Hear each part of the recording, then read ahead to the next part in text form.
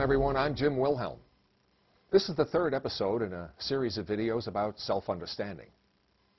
In our previous episode, we caught a fleeting glimpse of the origins of self-understanding and why it is so important for each of us to know and understand our true and original selves. Our true self is the essential self that we always have been and are now. Our true self creates and sustains this universe. It has done so since the Big Bang and will continue to do so throughout eternity. In this episode, we will see how the process of self-understanding works as we follow the trail of crumbs that we left here on our way back to our true selves. We left these crumbs behind when we first created our universe because we knew we would forget who we are, and we wanted to leave some clues behind to help guide us back to our original selves. We knew we would forget because we chose to forget. This was not an accident. We knew what we were doing, and there is a reason we did it. I think most of us have been to an amusement park like Disney World, Six Flags, or something similar. We go there to experience a fantasy. If we go in the haunted house, we may be frightened, but we know that none of it is real. If we see the Abraham Lincoln robot talking to us from the stage, we know that's not really Abraham Lincoln. We know it's an animatronic model of Lincoln. The scary rides and the automatons would occur for us in a completely different way if we believed they were real. This is why before we arrived here on planet Earth as self-conscious human beings, we decided we had to forget that we created it all. We knew that when we got here, we had to be convinced that this was all real and very important, or we would not be able to fulfill the purpose of the creation, which is to answer the question, who am I? If you knew from the start that you created this world as an adventure fantasy to help guide you to self-understanding, life would be a bore, and you would get nothing out of it. Remember in episode 2, we spoke about the state of pure subjectivity, of ultimate oneness. This is the state that we were in prior to the Big Bang, before we created the universe. No subject, no object, nothing to experience, nothing to have an experience of. A state of pure and total singularity. If we had remained in this state, we'd never be able to find out who we actually are. We had to create multiplicity. We had to be able to see ourselves in ourselves. And that's why we created the universe. That's why we created this universe of many, of multiplicity, of other, so that we could see and come to know all aspects of who we really are, of our true and original self. So before initiating the creation of the universe, we were one, and there existed no other. Our intention to know and understand who and what we are initiated the process of creating all that exists, and that is life on Earth today as we know it. In order for this creation to show us who we are, we had to be convinced it was real, and this caused us to forget who we originally were, so we would identify totally with our creation of multiplicity. To enable us to complete the process of knowing who we are and ultimately understand our original and true identity, we also created the means to remember, to reconnect with our true selves while in human form. To assist us in remembering, we left clues behind to help us find the way. So what are these clues we left behind? Where do we find them? And how do we use them after we do find them? Well, this video is one of those clues. This video is one of your clues. You think you had nothing to do with creating this? You created this clue. You have created all of your clues. You've just found another one right now. And it is your intention to know and to understand your true and original self that will lead you to all of the clues you have created and left behind here to lead you back to the understanding of your true and original self. So let's take a look and see if this clue can help us understand our true self. Now, some sages, some enlightened beings claim that we only know that we're enlightened after we have had some type of some particular kind of an experience. Well, this may or may not be true. In our last episode, we quoted Van Morrison from his song, Enlightenment. Well, let's take a look at another quote from that very same song, where Van Morrison says, "All around, baby, you can see you're making your own reality. Every day, because enlightenment don't know what it is. It's up to you, the way you think." I agree with Van Morrison. It really is always up to you.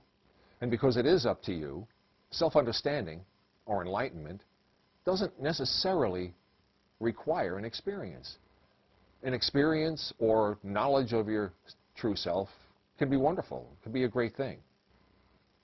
However, without understanding the nature of that experience or the nature of that self-knowledge, we might miss the point. That is why it is self-understanding that is most meaningful, and not the experience, and not the knowledge. Alan Watts said, "God is what nobody admits to being, and everybody really is. So wake up and find out eventually who you are."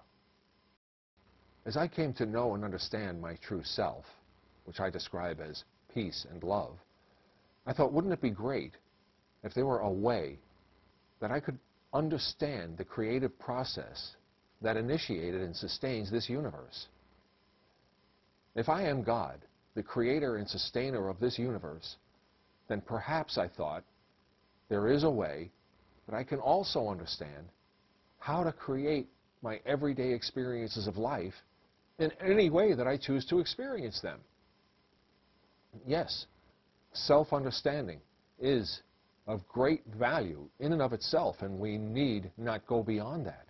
However, if one chooses to create something else in life, be that ability to share that peace with others, for to see that peace spread from one person to another around the world until we are all living together on a peaceful planet, that someone could choose to do that and actually accomplish it. Or maybe someone chooses to raise their children and put them through an Ivy League college, or move into a different home, or have a different line of work, or make a different amount of money. Are any of those things possible? Is there a way that we can create anything that we choose? As I began thinking more and more about this, I started to notice that things I was choosing, things that I was intending to have happened, started to happen. I didn't know what I was doing. I didn't know why or how I was creating these choices into my everyday living reality. But the results were there. I could see that I was. So I took a different approach, and I began reverse engineering the process. Every time that a result was produced in my life that I had previously chosen, I looked back on all of the thoughts that I had had and all of the things that I had been doing and the way I had been being that I could possibly remember that might have contributed or led to that result. And I started to see a pattern.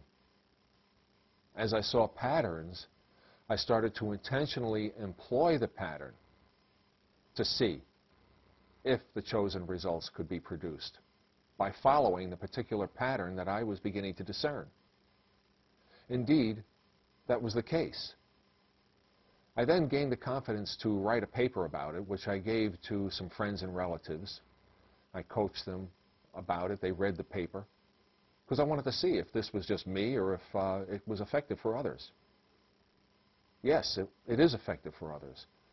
They reported back to me that they were identifying something about themselves that was peace and love. They were identifying, they were coming to know their true and original selves. Well, that gave me the confidence to reach beyond my close friends and relatives, and I literally traveled around the world in the United States imparting this knowledge, this process of self-understanding to thousands of people over a period of 10 or 15 years. As I was doing this, more things came to me, and I was able to refine what I was talking about. until it became distilled down to what I call the 5 creative drivers of the universe. These are called creative drivers because they literally are the energy that drive the creation of the universe from the Big Bang forward. And we are able to employ these same drivers in a simple way that will create for ourselves anything that we choose, beginning with self-understanding, beginning with the understanding that we are peace and love. These are the 5 creative drivers of the universe that can reveal our true selves to us, that can reveal and put us in touch with the peace and love that we are. Inside the knowing, understanding, and practice of these creative drivers lies the gentle power that creates universes. 1. Appreciate your life the way it is right now. 2. Choose how you prefer to transform any aspect of your life. 3. Focus your thought energy on that choice. 4. Release your thought energy. Surrender to it. Surrender to your true self, your highest self. And 5, persevere. Never quit. Repeat the first 4 creative drivers until your choices become your living reality. Knowing the peace and love that you are is the fulfillment of your ultimate intention. And these 5 creative drivers can help you to see that and to create anything you choose to experience in your life.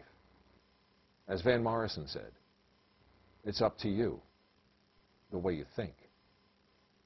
And in our next episode, we will take a close look at each one of these 5 steps and break down each step so that we can see how to be effective in using these 5 steps to come to know and understand our true and original self and the peace and love that we are. And from there, to create anything that you might choose to experience in your life. Until then, peace and love to all of you.